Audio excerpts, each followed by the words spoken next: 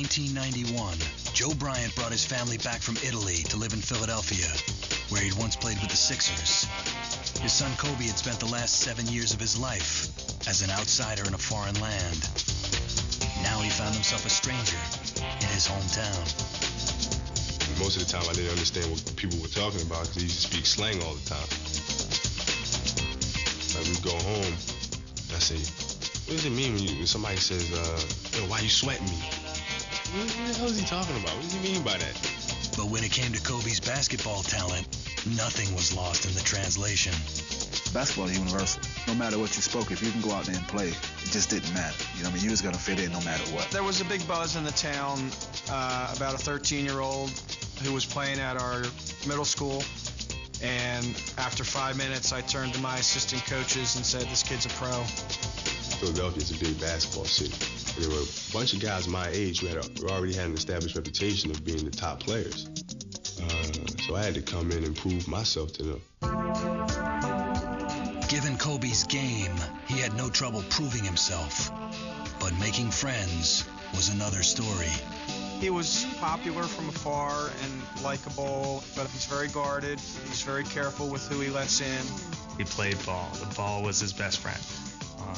Weekend nights when he was younger, he didn't go to parties or hang out. He played ball. He'd be like a senior in high school playing at a middle school. Nobody could touch him. Nobody could stop him. In the fall of 1992, Kobe started at Lower Merion High School. He was 6'2" and the finest prospect his coaches had ever seen. We heard there was a former ball player's son coming in. Supposedly he was a pretty decent, flashy player. And there was this tall, skinny kid, around 6'4", 87 pounds it seemed. He was wearing his father's Italian uniform, stuff with Lecoq Sportif on his shirt and whatnot. And it was awkward, but as soon as he stepped on the court, you knew what he was all about.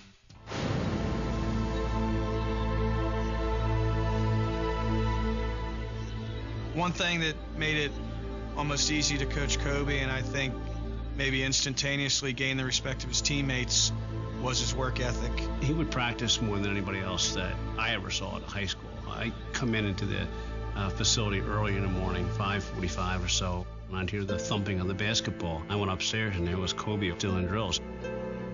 I would stay late after practice and I would work on a particular aspect of my game. Then we go out into the game, I would see it paying off. And that was the most important thing to me. Because you can spend hours working in the game, but if you don't have the confidence and those skills to execute them during the game, then they mean nothing. Lower Merion High's basketball team had been nothing to shout about for half a century. But now, with the new kid from Italy, the team started to draw. It started off, we were playing in front of maybe 100 people, our parents, maybe a few of our friends and this and that. And as he got older and as we got better, the crowd started to fill up.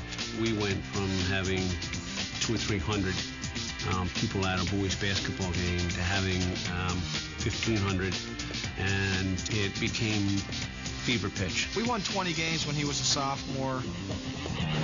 You would look at Kobe as an opposing coach when he was in 10th grade and say, oh my God, I've got to deal with this for 2 more years. In Kobe's junior year, Lower Merion went to the state tournament but lost in the second round. The loss left Kobe devastated, but determined.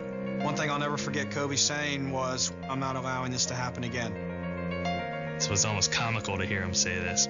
So we were kind of just like, Kobe, relax, it's not your fault, and all that. But he took it personally and said that he'd win the title the next year. The next year, Kobe kept his promise. Lower Merion went all the way, winning the Pennsylvania State Championship for the first time in 53 years. Kobe was named All-American High School Player of the Year. That spring, Kobe, by now a celebrity himself, escorted the pop singer Brandy to his high school prom. Well, I just bumped into her. I didn't have a date for the prom. I just asked her to go.